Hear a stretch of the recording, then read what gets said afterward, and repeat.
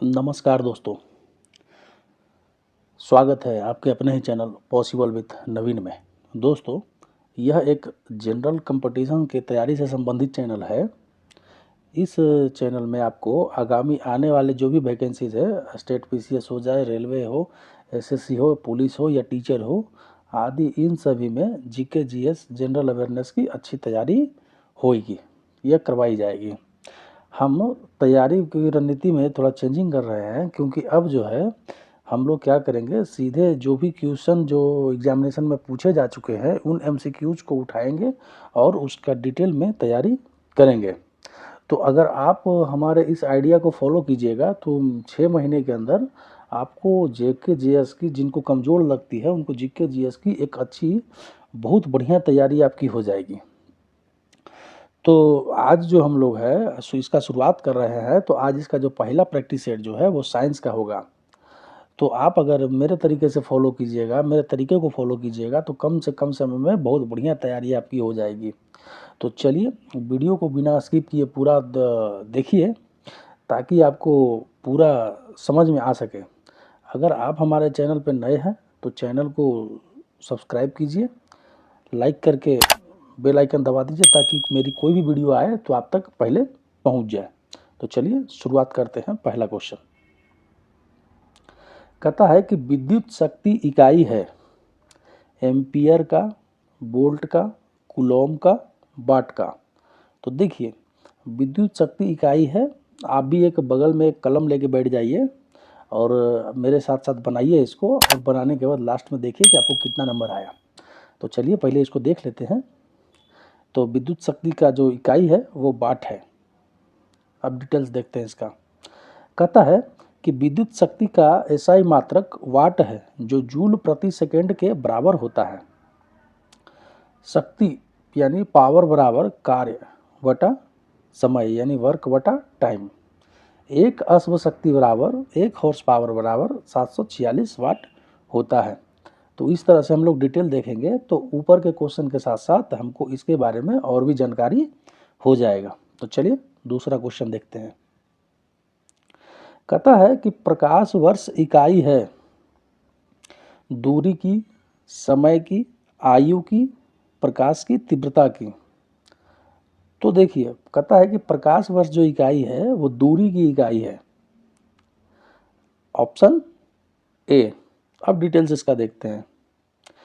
कहता है कि प्रकाश द्वारा एक वर्ष में तय की गई दूरी को एक प्रकाश वर्ष यानी 1 लाइट ईयर कहते हैं।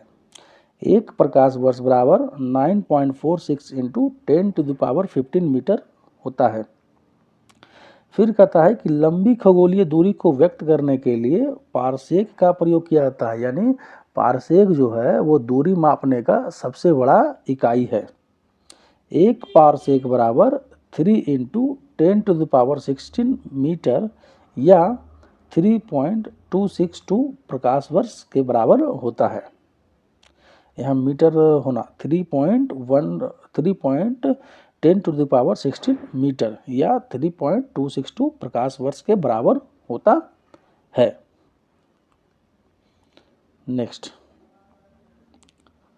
कहता है कि वायु की आर्द्रता मापने के लिए कौन सा यंत्र प्रयोग में लाया जाता है। वायु की आर्द्रता मापने के लिए कौन सा यंत्र प्रयोग में लाया जाता है। तो हाइग्रोमीटर, हाइड्रोमीटर, मैनोमीटर, ओडोमीटर।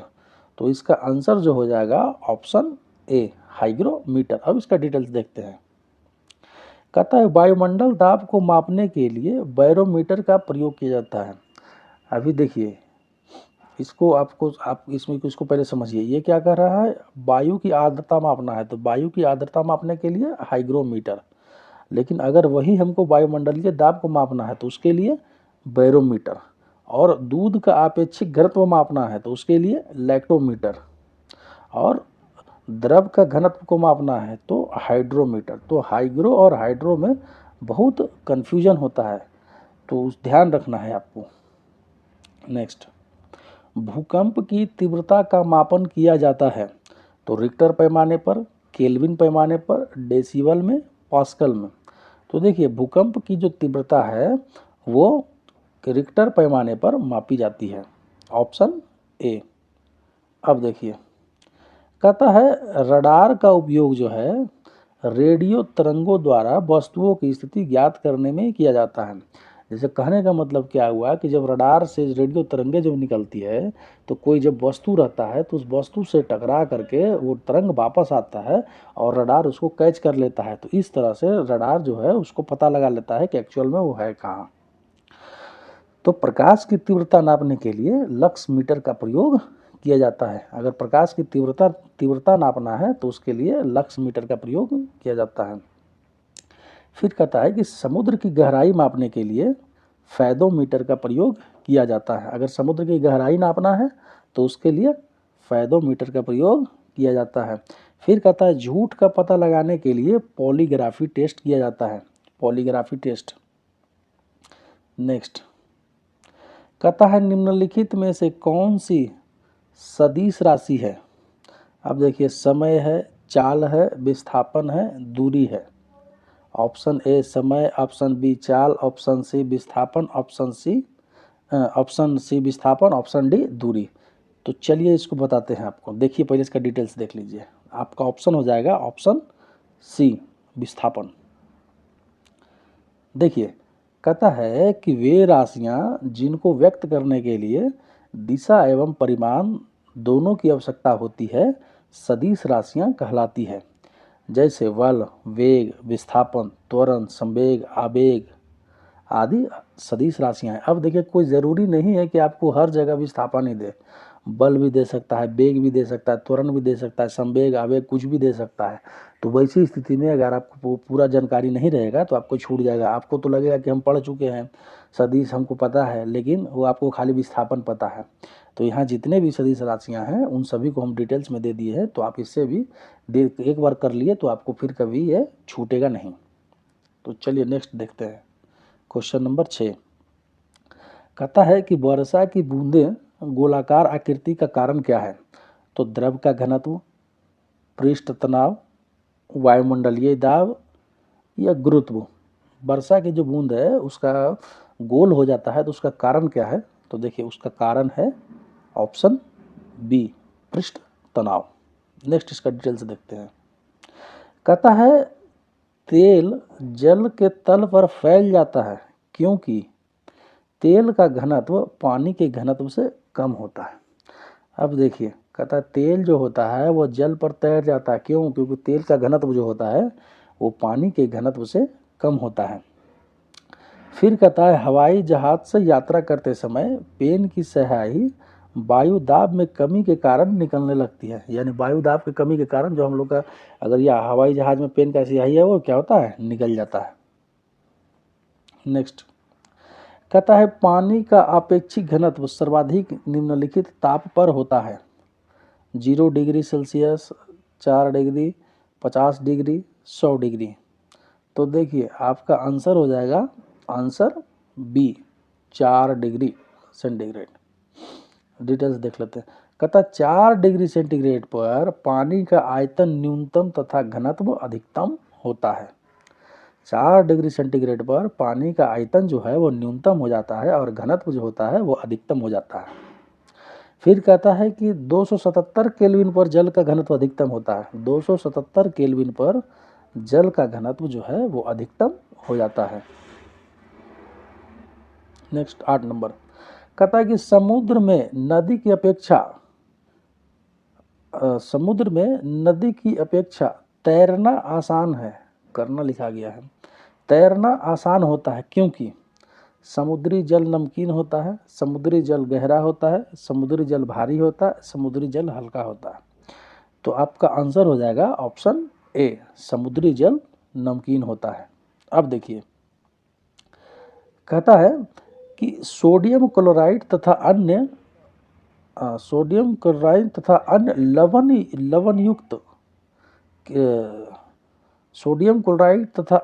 लवण की अधिकता के कारण, यहाँ लखनऊ लिखा गया, सोडियम क्लोराइड तथा अन्य लवण की अधिकता के कारण समुद्री जल नमकीन होता है। फलतः समुद्री जल का घनत्व अधिक हो जाता है तथा उसमें उत्प्लावकता भी अधिक होती है, इसलिए समुद्र के जल में तैरना आसान हो जाता है। तो क्यों होता है ये भी समझ लीजिए। तो कहता है कि समुद्र के जल में लवण यानी नमक की मात्रा अधिक होती है, जिसके कारण उसका जल नमकीन हो जाता है और उसका घनत्व जो होता है वो बढ़ जाता है, तो जिससे उसमें उत्प्लावकता भी अधिक हो जाती है। तो इसलिए समुद्र के जल में तैरना आसान हो जाता है। नेक्स्ट 9 कहता है मृग मरीचिका का कारण है प्रकाश का व्यतिकरण, प्रकाश का विवर्तन, प्रकाश का ध्रुवन, प्रकाश का पूर्ण आंतरिक परावर्तन। तो आपका ऑप्शन जो है वो आपका ऑप्शन हो जाएगा ऑप्शन डी, प्रकाश का पूर्ण आंतरिक परावर्तन। देखिए इसका डिटेल्स। कहता है कि मृग मरीचिका जो है एक प्रकार का वायुमंडलीय दृष्टिभ्रम है। जैसे कहने का मतलब क्या हुआ कि गर्मी के दिनों में क्या होता है कि हम लोग को दृष्टिभ्रम, जब हम लोग रोड पे या रेत पे चलते हैं या मरुस्थल में चलते हैं तो हम लोग को दृष्टिभ्रम होता है कि सामने कभी दिखता है कि पानी है या कभी दिखता है कि कुछ बड़ा सा चीज़ रखा हुआ है, कभी छोटा सा चीज़ रखा हुआ है, ये हम लोग को दृष्टिभ्रम होता है। तो इसी दृष्टिभ्रम को मृग मरीचिका का नाम दिया गया है। फिर कहता है ये किसके कारण होता है, तो प्रकाश के पूर्ण आंतरिक परावर्तन के कारण होता है। फिर कहता है एक कटा हुआ हीरा पूर्ण आंतरिक परिवर्तन के कारण ही जगमगाता है। यानी जब कटे हुए हीरे के पार्ट पे जब सूर्य का प्रकाश पड़ता है तो वो क्या होता है, उसे पूरा का पूरा वापस रिफ्लेक्ट कर देता है, जिससे उसे उसमें जगमगाहट आती है। तो नेक्स्ट, प्रकाश का रंग निर्धारित होता है आयाम से, आराम लिखा गया, आयाम से, तरंग धैर्य से, तीव्रता से, वेग से। तो प्रकाश का रंग जो निर्धारित होता है ऑप्शन बी, तरंग धैर्य से निर्धारित होता है। देखिए इसका डिटेल्स। कहता है कि प्रकाश के रंग का निर्धारण उसके तरंग धैर्य से होता है। भिन्न भिन्न रंग के प्रकाश का तरंग धैर्य भिन्न भिन्न होता है। लाल रंग का प्रकाश का तरंग धैर्य सबसे अधिक होता है और बैंगनी रंग के प्रकाश का तरंग धैर्य सबसे कम होता है। अब देखिए, ट्रैफिक सिग्नल और खतरे के संकेतों के लिए लाल प्रकाश का प्रयोग होता है, क्योंकि लाल प्रकाश का तरंग दैर्घ्य सर्वाधिक होता है। यानी लाल प्रकाश जो होता है ज़्यादा विचलित नहीं होता है, वो ज़्यादा सीधा जाता है। नेक्स्ट, आकाश नीला दिखाई पड़ता है क्योंकि नीले प्रकाश का प्रकीर्णन सबसे अधिक होता है, लाल प्रकाश का प्रकीर्णन सबसे अधिक होता है, नीले प्रकाश का वातावरण में अवशोषण सबसे कम होता है, लाल प्रकाश का वातावरण में अवशोषण सर्वाधिक होता है। तो आपका ऑप्शन जो है वो है ए, नीले प्रकाश का प्रकीर्णन सबसे अधिक होता है। अब देखिए, कहता है कि सूर्यास्त तथा सूर्योदय के समय सूर्य लाल रंग का प्रकाश के प्रकीर्णन के कारण प्रतीत होता है। चाहे सूर्योदय हो या सूर्यास्त हो, तो हम लोग देखते हैं कि सूर्य जो है वो लाल रंग का प्रतीत होता है। तो किसके लिए, कैसे, क्यों प्रतीत होता है, रीजन क्या है उसका, तो प्रकाश के प्रकीर्णन के कारण। फिर कहता है कि अंतरिक्ष यात्री को आकाश काला दिखाई देता है। अंतरिक्ष यात्री जब आकाश को देखते हैं तो काला दिखाई देता है। नेक्स्ट, कहता है जल में वायु का बुलबुला किस भांति व्यवहार करता है, उत्तल दर्पण, उत्तल लेंस, अवतल दर्पण, अवतल लेंस। तो जल में, जैसे जल में वायु का जो बुलबुला है वो किस भांति प्रयोग करता है, तो उत्तल दर्पण, उत्तल लेंस, अवतल दर्पण, अवतल लेंस। तो देखिए आपका ऑप्शन हो जाएगा ऑप्शन डी। कहता है कि सूर्य प्रकाश में 7 रंग होते हैं। इन रंगों को अलग करने के लिए एक प्रिज्म से प्रकाश को गुजारा जाता है। तो जब प्रिज्म को प्रकाश से गुजारा जाता है तो प्रकाश जो होता है वो 7 रंगों में विभक्त हो जाता है। तो 7 रंग कौन कौन होते हैं, तो बैगनी, जामुनी, नीला, हरा, पीला, नारंगी एवं लाल। फिर से एक बार देख लीजिए। कहता है सूर्य प्रकाश में 7 रंग होते हैं और इन रंगों को अलग करने के लिए एक प्रिज्म से प्रकाश को गुजारा जाता है। तो बैगनी, जामुनी, नीला, हरा, पीला, नारंगी, लाल, ये 7 रंग में विभक्त हो जाता है। कहता है निकट दृष्टि दोष को दूर करने के लिए निम्नलिखित में से कौन सा लेंस का उपयोग किया जाता है, ए अवतल, बी अवतल लेंस, बी अवतल दर्पण, सी उत्तल लेंस, डी उत्तल दर्पण। तो आपका ऑप्शन जो है वो बी हो जाएगा, ए हो जाएगा, अवतल लेंस, अवतल लेंस। अब देखिए कहता है कि निकट दृष्टि दोष को मायोपिया भी कहा जाता है। जैसे देखिए इंग्लिश में इसको मायोपिया बोलते हैं। तो अब जो जिस तरह से कंपटीशन जो चेंज हुआ है, कंपटीशन का जो पैटर्न चेंज हुआ है, तो आपको सीधा सीधा निकट दृष्टि दोष नहीं मिलेगा, आपको उसके जगह पे मिल जाएगा मायोपिया। तो आपको ये भी ध्यान रखना है। तो निकट दृष्टि दोष मायोपिया के उपचार के लिए अवतल लेंस का प्रयोग किया जाता है। अब देखिए निकट दृष्टि दोष 3 अंक का है, 3 अक्षर का है, निकट, तो इसका 4 के साथ होगा, तो अवतल, ए बी अवतल, इसके 4 शब्द वाले 4 वर्ड वाले के साथ इसका उपचार होगा। तो अब देखिए अवतल लेंस जो है उस डायरेक्ट अवतल लेंस ना दे करके उसको कहीं कहीं नतोदर दे देगा, कहीं कहीं अपसारी दे देगा, कहीं कहीं कॉन्केव दे देगा। तो ये भी आपको ध्यान रखना है। इधर क्या है, बदलते पैटर्न के कारण निकट दृष्टि दोष को मायोपिया बोल देगा, और इधर अवतल लेंस को नतोदर, अपसारी, कॉन्केव, इन शब्द का प्रयोग करेगा। तो आपको ध्यान रखना है। अब सीधा सीधा निकट दृष्टि दोष बहुत कम ही पूछता है। उसी तरह से दूर दृष्टि दोष, इसको हाइपरमेट्रोपिया कहते हैं। इसके निवारण के लिए उत्तल लेंस का प्रयोग किया जाता है। तो अब सीधा सीधा उत्तल लेंस नहीं दे करके उन तोदर दे देगा, अभिसारी दे देगा, कॉन्वेक्स दे देगा, तीनों में से कुछ भी दे सकता है। तो आपको ध्यान रखना है। चलिए नेक्स्ट क्वेश्चन नंबर 14 कहता है कि मानव की सामान्य स्वस्थ आंख के लिए स्पष्ट दृष्टि की न्यूनतम दूरी कितनी मानी जाती है। तो न्यूनतम दूरी है 50 सेंटीमीटर, 10 सेंटीमीटर, 15 सेंटीमीटर और 25 सेंटीमीटर। तो इसका आंसर हो जाएगा आंसर डी, 25 सेंटीमीटर। कहता है, फिर देखिए कहता है कि लेंस की शक्ति डायोप्टर से मापी जाती है। लेंस की जो शक्ति है वो डायोप्टर से मापी जाती है। कहता है मनुष्य की आंख में किसी वस्तु का प्रतिबिंब दृष्टि पटल पर बनता है। अब देखो कहीं कहीं रेटिना दे देगा तो आदमी जो को रेटिना सीधा सीधा समझ में आ जाएगा, लेकिन कंफ्यूज करने के लिए उसको क्या कर देगा, दृष्टि पटल। तो आपको दोनों ध्यान रखना है। कहता है प्रकाश में 3 मूल प्राथमिक रंग होते हैं, मूल प्राथमिक रंग होते हैं, हरा, नीला, लाल। हनीला हम लोग उसको याद करते हैं, हरा, नीला, लाल, हनीला। ठीक है। नेक्स्ट क्वेश्चन नंबर 15 कहता है किस डिग्री पर फ़ारेनहाइट एवं सेंटीग्रेड तापक्रम समान रहते हैं। तो 100 डिग्री, 80 डिग्री, -32 डिग्री, -40 डिग्री। तो आपका ऑप्शन जो है, आपका ऑप्शन हो जाएगा ऑप्शन डी, -40 डिग्री। फिर देखिए कहता है उबलते पानी की अपेक्षा भाप से अधिक जलता है क्योंकि भाप में गुप्त ऊष्मा होती है। तो आपको सीधा सीधी क्या समझना है कि भाप में गुप्त ऊष्मा होती है। नेक्स्ट 16 कहता है कि एक स्वस्थ मनुष्य के शरीर का तापमान होता है 37 degree Celsius, 37 degree Fahrenheit, 98.4 degree Celsius, 98.4 degree kelvin. तो आपका आंसर जो हो जाएगा, आपका आंसर हो जाएगा ए, 37 डिग्री सेल्सियस। देखिए कहता है कि एक स्वस्थ मनुष्य के शरीर का तापमान 36.9 डिग्री सेल्सियस होता है, लेकिन वो नियरेस्ट में 37 था तो इसलिए सही था। लेकिन अगर उसी को अगर फ़ारेनहाइट में देखा जाए तो 98.6 और उसी को केल्विन में देखा जाए तो 310। तो तीनों आपको याद रखना है। कोई ज़रूरी नहीं है कि हर जगह सेल्सियस ही पूछे, आपको फ़ारेनहाइट भी पूछ सकता है, केल्विन भी पूछ सकता है। तो अगर आपको तीनों याद रहेगा तो कैसे भी पूछ दे आप आसानी से निकल जाओगे। तो आपको ध्यान रखना है एक स्वस्थ मनुष्य के शरीर का तापमान 36.9 डिग्री सेल्सियस होता है, और अगर उसी को फ़ारेनहाइट में पूछेगा तो 98.6 डिग्री, और उसी को अगर केल्विन में पूछेगा तो 310 डिग्री केल्विन, 310 केल्विन के बराबर होता है। नेक्स्ट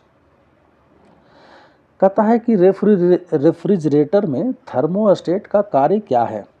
तापमान को कम करना, हिमायन ताप को बढ़ाना, एक समान ताप को बनाए रखना, गलांक को घटाना। तो देखिए तापमान को कम करना, हिमायन ताप को बढ़ाना, एक समान ताप को बनाए रखना, गलांक को घटाना। जो थर्मोस्टेट होता है उसका काम होता है एक समान ताप को बनाए रखना। तो आपका ऑप्शन हो जाएगा सी। अब देखिए कहता है कि रेफ्रिजरेटर में खाद्य पदार्थ ताज़ा रखने हेतु सुरक्षित तापमान जो है वो 4 डिग्री सेल्सियस है। वो 4 डिग्री सेल्सियस पर रेफ्रिजरेटर में खाद्य पदार्थ सुरक्षित रहते हैं। नेक्स्ट ऑप्शन 18 कहता है मनुष्य की ध्वनि सुनने की सीमा श्रव्यता क्या है। तो कहीं कहीं सीधा दे देगा कि ध्वनि सुनने की सीमा क्या है, तो कहीं कहीं दे देगा श्रव्यता क्या है। तो आपको उसको पकड़ना है। कहता है 20 हर्ट्ज से 20,000 हर्ट्ज, 80 हर्ट्ज से 100 हर्ट्ज, 2 लाख हर्ट्ज से 4 लाख हर्ट्ज, 0 हर्ट्ज से 20 हर्ट्ज। तो देखिए कहता है कि आंसर जो हो जाएगा आपका ए 20 हर्ट्ज से 20,000 हर्ट्ज। अब डिटेल्स देखते हैं इसका। कहता है कि अब श्रव्य तरंगे इंफ्रासोनिक वेव्स, आपको इंग्लिश भी याद रखना है इसका क्योंकि इंग्लिश भी पूछता ही है। तो अब श्रव्य तरंगे इंफ्रासोनिक वेग 20 हर्ट्ज से कम की ध्वनि को अब श्रव्य ध्वनि कहते हैं। सॉरी ध्वनि लिखा गया, ध्वनि कहते हैं, अब श्रव्य तरंगे कहते हैं। फिर कहता है श्रव्य तरंगे यानी ऑडेबल वेव्स। तो ये तो समझ गए, ऑडेबल मतलब सुनने लायक। तो मनुष्यों में ध्वनि की श्रव्यता का जो परिसर है लगभग 20 हर्ट्ज से 20,000 हर्ट्ज तक होता है। इतनी ध्वनि तक आदमी सुन सकता है। फिर कहता है कि प्राश्रव्य तरंगे अल्ट्रासोनिक वेव्स, एक है इंफ्रासोनिक, ऑडियोबल और अल्ट्रासोनिक। तो जो 20,000 हर्ट्ज से ऊपर का जो ध्वनि तरंग है उसे प्राश्रव्य कहते हैं, उसे मनुष्य का कान नहीं सुन पाता है। कहता है डायनेमो परिवर्तित करता है उच्च वोल्टेज को निम्न वोल्टेज में, विद्युत ऊर्जा को यांत्रिक ऊर्जा में, यांत्रिक ऊर्जा को विद्युत ऊर्जा में, निम्न वोल्टेज को उच्च वोल्टेज में। तो आप देखो यहाँ पे कॉमन सेंस लगाओ कि डायनेमो क्या है। तो डायनेमो जो है एक मशीन है, एक यंत्र है। तो वो क्या करेगा, यांत्रिक ऊर्जा को विद्युत ऊर्जा में बदलेगा। तो ऑप्शन सी। अब इसका डिटेल्स देख लेते हैं। कहता है कि डायनेमो जो है विद्युत चुंबकीय प्रेरण द्वारा यांत्रिक ऊर्जा को विद्युत ऊर्जा में परिवर्तित करने वाला उपकरण है। तो अब देखिए कहेगा कि डायनेमो किस सिद्धांत पे काम करता है, तो विद्युत चुंबकीय प्रेरण सिद्धांत पे काम करता है। और इसका काम क्या है, तो विद्युत ऊर्जा को यांत्रिक ऊर्जा को विद्युत ऊर्जा में बदलना। अब कहता है विद्युत मोटर का क्या काम है, तो कहता है विद्युत मोटर जो है वो विद्युत ऊर्जा को यांत्रिक ऊर्जा में बदलती है, विद्युत ऊर्जा को यांत्रिक ऊर्जा में बदलेगी। फिर बैटरी जो है वो रासायनिक ऊर्जा को विद्युत ऊर्जा में बदलती है। तीनों ध्यान रखना है आपको। नेक्स्ट कहता है परमाणु बम किस सिद्धांत पर आधारित है, तो नाभिकीय संलयन, नाभिकीय विखंडन, उपयुक्त में से कोई नहीं। तो देखिए कहता है कि परमाणु बम जो है वो नाभिकीय विखंडन पर आधारित है। तो आपका ऑप्शन हो जाएगा ऑप्शन बी। कहता है परमाणु बम नाभिकीय विखंडन के सिद्धांत पर आधारित होता है, जबकि हाइड्रोजन बम जो होता है वो अनियंत्रित संलयन अभिक्रिया के सिद्धांत पर आधारित होता है। तो परमाणु बम पूछेगा तो नाभिकीय विखंडन, हाइड्रोजन बम पूछेगा तो अनियंत्रित संलयन अभिक्रिया। नेक्स्ट आपका क्वेश्चन है 21। कहता है कि परमाणु के नाभिक के अवयव हैं इलेक्ट्रॉन और प्रोटॉन, इलेक्ट्रॉन और न्यूट्रॉन, प्रोटॉन और न्यूट्रॉन, प्रोटॉन न्यूट्रॉन और इलेक्ट्रॉन। तो आपका आंसर जो है, आपका आंसर हो जाएगा ऑप्शन सी, प्रोटॉन और न्यूट्रॉन। तो देखिए डिटेल्स देखते हैं इसका। कहता है कि परमाणु पदार्थ का वह लघुत्तम भाग है जिसमें पदार्थ के सभी गुण विद्यमान रहते हैं। कहता है कि परमाणु के केंद्र में एक नाभिक होता है। तो नाभिक को कहीं कहीं न्यूक्लियस भी दे दिया जाता है, तो आपको ध्यान रखना है। तो परमाणु के केंद्र में एक नाभिक होता है जिसमें प्रोटॉन तथा न्यूट्रॉन स्थित होते हैं। और प्रोटॉन जो होता है वो धन आवेशित होता है और न्यूट्रॉन जो होता है वो विद्युत उदासीन कण होता है, यानी ना पॉजिटिव होता है ना निगेटिव होता है। और परमाणु में इलेक्ट्रॉन नाभिक के चारों ओर एक निश्चित कक्षा में चक्कर लगाता है और इलेक्ट्रॉन जो होता है वो एक ऋण आवेशित कण होता है। तो अब इसमें आपको मोटा मोटी समझना क्या, जो देखिए तो जो परमाणु का जो नाभिक होता है उसमें पहला नंबर प्रोटॉन और न्यूट्रॉन होता है। नाभिक को न्यूक्लियस भी बोलते हैं, ठीक है। उसके बाद आपको समझना है इसमें कि जो प्रोटॉन होता है वो पॉजिटिव होता है और जो न्यूट्रॉन होता है वो उदासीन होता है, ना पॉजिटिव ना निगेटिव, न्यूट्रल। और इलेक्ट्रॉन जो होता है वो नाभिक के चारों ओर एक निश्चित कक्षा में चक्कर लगाते रहता है और यह एक इलेक्ट्रॉन ऋण आवेशित कण होता है, यानी माइनस साइन वाला कण होता है। नेक्स्ट कहता है कि प्लास्टर ऑफ पेरिस बनता है मार्बल से, सीमेंट से, जिप्सम से, चूना पत्थर से। तो प्लास्टर ऑफ पेरिस जो है वो जिप्सम से बनता है, ऑप्शन सी। कहता है कि प्लास्टर ऑफ पेरिस का रासायनिक नाम कैल्शियम सल्फेट है। इसका सूत्र जो है CaSO4 हाफ H2O होता है। तो कहीं कहीं ये भी दे देगा आपको कि प्लास्टर ऑफ पेरिस का रासायनिक नाम क्या है, तो कैल्शियम सल्फेट इसका सूत्र है, तो CaSO4 हाफ H2O। तो ये भी याद रखना है आपको। नेक्स्ट कहता है एल्युमिनियम धातु को प्राप्त किया जाता है पिच ब्लेंडे से, ग्रेफाइट से, बॉक्साइट से, आर्जेंटाइट से। तो देखिए एल्युमिनियम जो है वो बॉक्साइट नामक अयस्क से प्राप्त किया जाता है, तो आपका ऑप्शन हो जाएगा सी।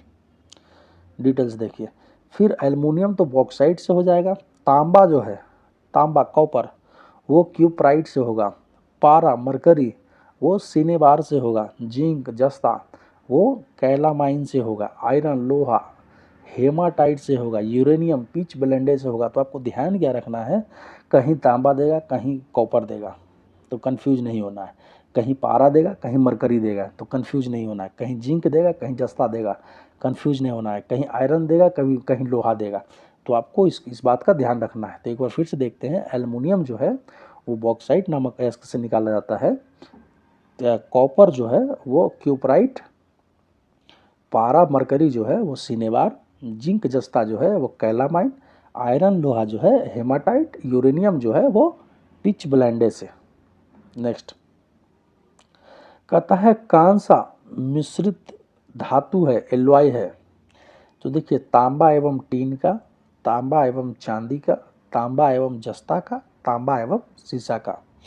तो कांसा जो है आपका आंसर हो जाएगा तांबा और टीन का, ऑप्शन ए। कहता है टांका जो है टीन और सीसा का, मतलब कांसा तो समझ गया, तांबा टीन, टांका जो है वो टीन और सीसा का मिश्र धातु है। पीतल जो है वो तांबा एवं जस्ता का मिश्र धातु है। और स्टेनलेस स्टील जो होता है उसमें लोहा, क्रोमियम, मैग्नीज, कहीं कहीं निकल देता है, लोहा, क्रोमियम, मैग्नीज एवं कार्बन का मिश्र धातु है।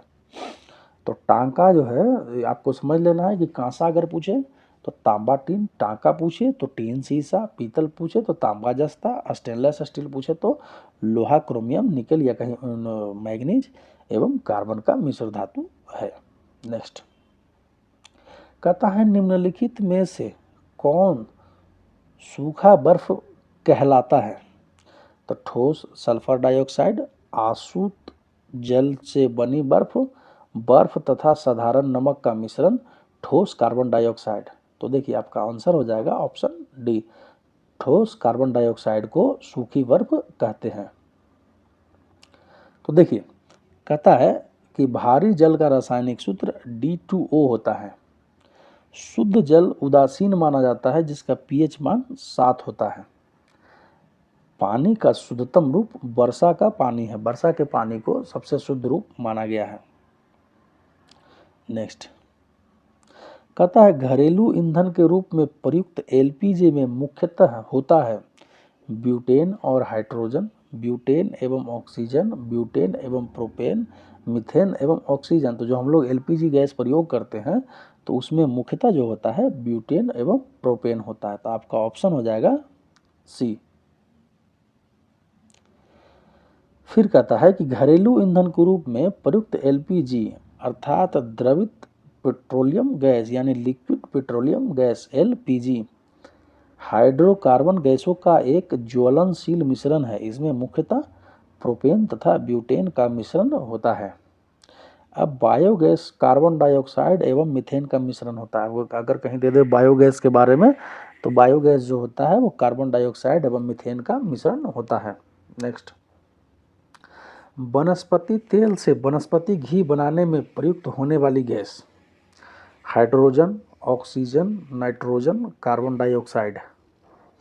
तो देखिए कहता है कि वनस्पति तेल से वनस्पति घी बनाने में प्रयुक्त होने वाली जो गैस है वो हाइड्रोजन है, ऑप्शन ए।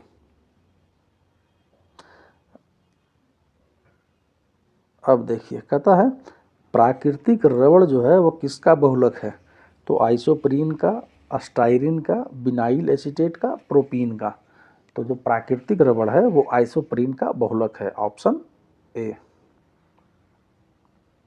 नेक्स्ट कहता है ग्रीन हाउस गैसों में मुख्य घटक होता है, मुख्य घटक, तो carbon dioxide, methane, nitrous oxide, ozone. तो ये चारों रहता है, कार्बन ग्रीन हाउस में ये चारों रहता है। देखिए कहता है ग्रीन हाउस गैसें वे हैं जो पृथ्वी वातावरण तथा बादलों द्वारा उत्सर्जित ऊष्मीय अवरक्त विकिरण को अवशोषित एवं उत्सर्जित करती है। जैसे कहने का मतलब क्या हो गया कि पृथ्वी के वातावरण से जब अवरक्त किरणें रिफ्लेक्ट होती है या उत्सर्जित होती है तो उनको अवशोषित भी करती है और उत्सर्जित भी करती है, जिससे क्या होता है कि पृथ्वी का जो तापमान होता है वो बढ़ने लगता है। इनमें प्रमुख जो है कार्बन डाइऑक्साइड, जलवाष्प, नाइट्रस ऑक्साइड, मीथेन और ओजोन होता है। तो आपको ये सभी याद रखना है, ऑप्शन में क्या दे देगा कोई नहीं जानता है। नेक्स्ट कहता है निम्नलिखित में से किसे हंसने वाली गैस कहा जाता है, तो nitrous oxide, nitric oxide, nitrous oxide, nitrogen pentoxide, nitrogen. तो आपका आंसर जो हो जाएगा बी हो जाएगा, नाइट्रस ऑक्साइड। कहता है नाइट्रस ऑक्साइड को हास्य गैस कहते हैं, इसके सूंघने पर हंसी आती है। डॉक्टर इसका प्रयोग एंथीसिया के रूप में करते हैं। नेक्स्ट ऑप्शन 32 कहता है ठोस कपूर से कपूर वाष्प बनाने की प्रक्रिया को कहते हैं बाष्पीकरण, हेमीकरण, पिघलना, उद्वारपातन। तो आपका आंसर जो है आपका आंसर हो जाएगा ऑप्शन डी, उद्वारपातन। देखिए कहता है ठोस कपूर से वाष्प बनाने की प्रक्रिया को उद्वारपातन कहते हैं। उद्वारपातन वह प्रक्रिया है जिसमें ठोस पदार्थ गर्म करने पर सीधा गैसीय अवस्था में रूपांतरित हो जाता है और ठंडा होने पर पुनः प्रारंभिक ठोस अवस्था में आ जाता है। यानी अगर ठोस है तो गर्म करेंगे तो गैस बन जाएगा और गैस है तो ठंडा करेंगे तो ठोस बन जाएगा, तो उसे उद्वारपातन कहते हैं। नेक्स्ट ऑप्शन कहता है निम्नलिखित में से किसकी मात्रा अम्ल वर्षा में सबसे अधिक होती है, तो HCl, HNO3, H2SO4, H2CO3। तो आपका आंसर जो है आपको देखिए HNO3 और H2SO4 दोनों अम्ल वर्षा में होता है, लेकिन सबसे अधिक मात्रा पूछ रहा है तो इसलिए H2SO4 इसका 70% मात्रा होता है। कहता है कि वायुमंडलीय प्रदूषण उद्योग धंधों से निकलने वाले सल्फर डाइऑक्साइड तथा नाइट्रस ऑक्साइड गैस वायुमंडल में पहुंचकर ऑक्सीजन और बादल के जल के साथ रासायनिक अभिक्रिया कर क्रमशः सल्फ्यूरिक अम्ल और नाइट्रिक अम्ल बना लेते हैं और जब यह वर्षा के बूंदों के साथ जमीन पे आता है तो इसे ही अम्ल वर्षा या अम्लीय वर्षा कहते हैं। तो अम्ल वर्षा में सल्फ्यूरिक अम्ल की मात्रा सर्वाधिक होती है, लगभग 70%। देखो उद्योग धंधा जो होता है तो उससे क्या होता है या अन्य तरह के जो वायुमंडलीय प्रदूषण होता है तो उसमें सल्फर डाइऑक्साइड होता है और नाइट्रस ऑक्साइड होता है, निकलते हैं गैस।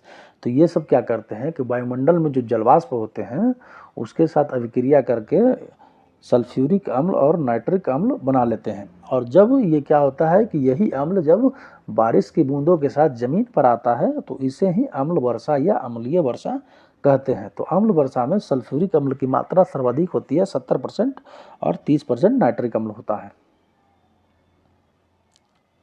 नेक्स्ट 34 कहता है दूध उदाहरण है विलियन का, फेन का, इमल्सन का, पायस का और बायोबियल का।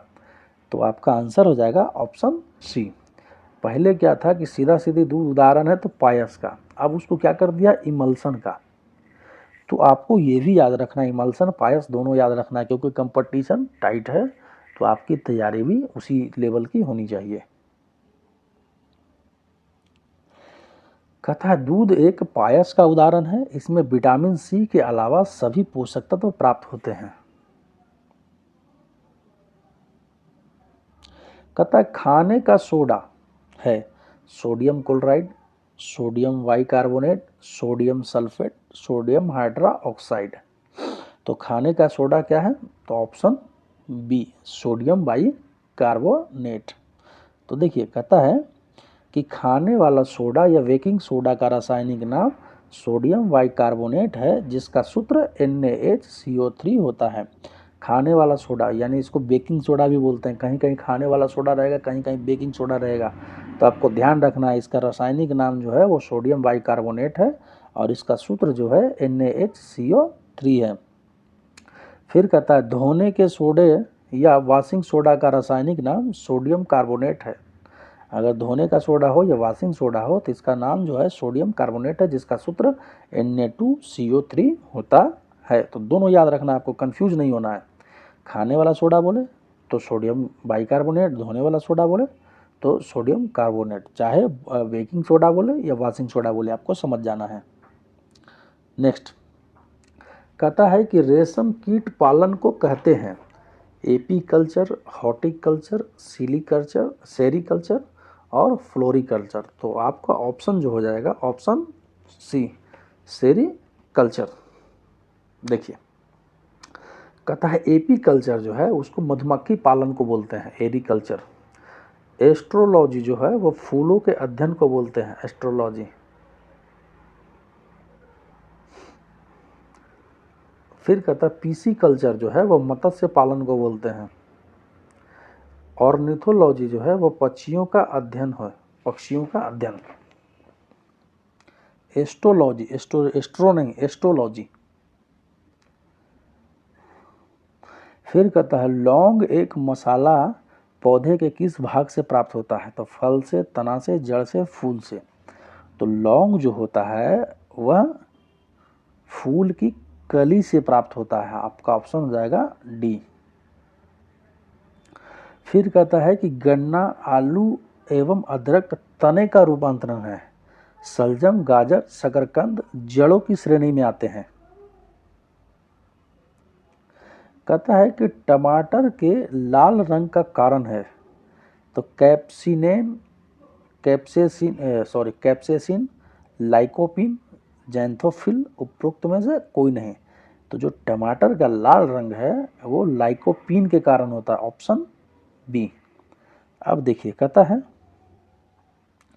कि सेब के फलों की लाली एंथोसाइनिन के कारण होता है। सेब जो लाल होता है वो एंथोसाइनिन के कारण होता है।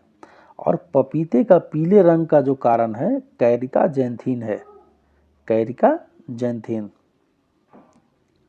नेक्स्ट कहता है अफीम का मुख्य अवयव है। तो अफीम का मुख्य अवयव है मॉर्फिन, हीरोइन, एट्रोपिन, क्विनिन। तो अफीम का जो मुख्य अवयव है वो मॉर्फिन है। डिटेल्स देखते हैं, ए ऑप्शन। कहता है हीरोइन जो है अफीम पोस्ता से प्राप्त की जाती है। यह एक सफ़ेद रंग का पाउडर है जो अफीम पोस्ता से प्राप्त मॉर्फिन के संश्लेषण से बनाया जाता है। तो सबसे पहले क्या होता है, अफीम का जो पोस्ता होता है उससे मॉर्फिन प्राप्त होता है और उसका संश्लेषण करने के बाद हीरोइन बनता है। कहता है अफीम बिना पके फल के लेटेक्स से प्राप्त किया जाता है। अफीम का वनस्पति नाम पैपेवर सेमनीफेरम है। नेक्स्ट 40 कोशिका का शक्ति स्रोत है। कोशिका भित्ति, माइटोकॉन्ड्रिया, राइबोसोम, न्यूक्लियस। तो कहीं कहीं शक्ति स्रोत के जगह पे पावर हाउस दे देगा, उसको हिंदी में कंफ्यूज करने के लिए आपको शक्ति स्रोत दिया है।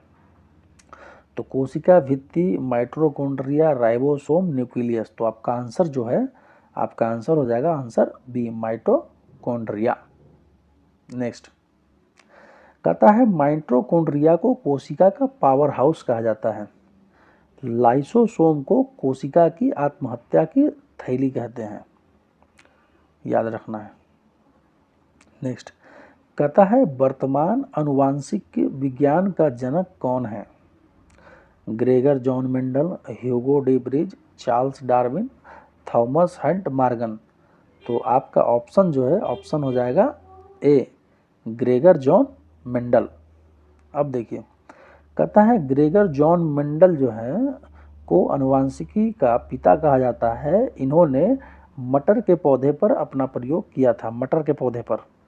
तो मेंडल के आनुवांशिकता के सिद्धांत लैंगिक जनन पर आधारित है। तो आपको ध्यान रखना है कि आनुवांशिकता का पिता जो है ग्रेगर जॉन मेंडल है, लेकिन उन्होंने किस पर प्रयोग किया था? तो मटर के पौधे पर। और मेंडल के आनुवांशिकता का जो सिद्धांत है वो लैंगिक जनन पर आधारित है। कहता हमारे शरीर का अधिकतम भार बना है अस्थियों का, शारीरिक अंगों का, त्वचा, मांसपेशी व अंगों का, जल का। तो देखिए, कहता है कि हमारे शरीर का जो अधिकतम भार होता है वो जल का होता है, ऑप्शन डी। अब देखिए, कहता है कि हमारे शरीर का अधिकतम भार जल से बना होता है, जिसमें इसकी मात्रा लगभग 60 से 70% तक पाई जाती है। मानव शरीर में पाए जाने वाले सर्वाधिक प्रतिशत वाला तत्व ऑक्सीजन है। एक वयस्क मनुष्य में 206 हड्डियां होती है। तो अब फिर से समझ लीजिए, हमारे शरीर का अधिकतम भार जल से बना होता है, जिसमें इसकी मात्रा लगभग 60 से 70% तक पाई जाती है। तो मानव शरीर में पाए जाने वाले सर्वाधिक प्रतिशत वाला तत्व ऑक्सीजन है, 65%। और एक वयस्क मनुष्य में 206 हड्डियां होती है। फिर कहता है कि मानव शरीर की सबसे छोटी हड्डी स्टेपीज है, जो मनुष्य के कान में पाई जाती है, जबकि सबसे बड़ी हड्डी फीमर है, जो जांघ में पाई जाती है। नेक्स्ट क्वेश्चन, एंजाइम मूलतः क्या है? तो वसा, शर्करा, प्रोटीन, विटामिन। तो देखिए, एंजाइम जो है मूलतः सी, ऑप्शन सी, प्रोटीन है। कहता है कि एंजाइम मूलतः प्रोटीन होते हैं, जिसका निर्माण अमीनो अम्ल के संश्लेषण द्वारा होता है। कहता है कि प्रोटीन के पाचन में सहायक एंजाइम ट्रिप्सिन है। तो दोनों याद रखना आपको कि एंजाइम मूलतः प्रोटीन होते हैं और इसका निर्माण अमीनो अम्ल के संश्लेषण द्वारा होता है, और प्रोटीन के पाचन में सहायक एंजाइम ट्रिप्सिन है। कहता है कि मानव शरीर की सबसे बड़ी ग्रंथि कौन सी है? यकृत, अग्नाशय, अवटु ग्रंथि, अमाशय। तो मानव शरीर की सबसे बड़ी ग्रंथि जो है वो यकृत है, ए। कहता है मानव शरीर की सबसे बड़ी ग्रंथि यकृत है, यानी इसको लीवर भी बोलते हैं। जबकि शरीर की सबसे बड़ी अंतःस्रावी ग्रंथि अवटु ग्रंथि यानी थायराइड ग्लैंड है। अतीत का श्रवण पीत का श्रवण, अतीत लिखा गया, पीत का श्रवण यकृत द्वारा होता है, किंतु उसके संचय का कार्य पित्ताशय करता है। यानी पीत जो होता है वो यकृत से निकलता है, लेकिन उसका संचय जो होता है वो पित्ताशय में होता है। नेक्स्ट, रक्त का थक्का बनाने में किस विटामिन की आवश्यकता होती है? तो vitamin C, vitamin K, vitamin E, vitamin D. तो आपका आंसर जो है वो vitamin B, option B, vitamin K. अब देखिए, कहता है कि विटामिन के कुछ नाम से जो देख लीजिए आपको। कहता है विटामिन ए का रासायनिक नाम रेटिनॉल होता है, विटामिन बी का रासायनिक नाम थायमीन होता है, विटामिन सी का रासायनिक नाम एस्कॉर्बिक एसिड होता है, विटामिन डी का रासायनिक नाम कैल्सीफिरॉल है, विटामिन ई का रासायनिक नाम टोकोफिरॉल है, और विटामिन के का रासायनिक नाम नेप्थोक्यूनोन है। एक बार फिर से देख लीजिए, विटामिन ए का रासायनिक नाम रेटिनॉल, बी का थायमीन, सी का एस्कॉर्बिक एसिड, डी का कैल्सीफिरॉल, ई का टोकोफिरॉल, विटामिन के का नेप्थोक्यूनोन है। नेक्स्ट, कहता है विटामिन सी का मुख्य स्रोत है सेव में, आंवला में, सेव में, आम में, आंवला में, दूध में। तो देखिए कहता है कि विटामिन सी का जो मुख्य स्रोत है वो है आंवला, ऑप्शन सी।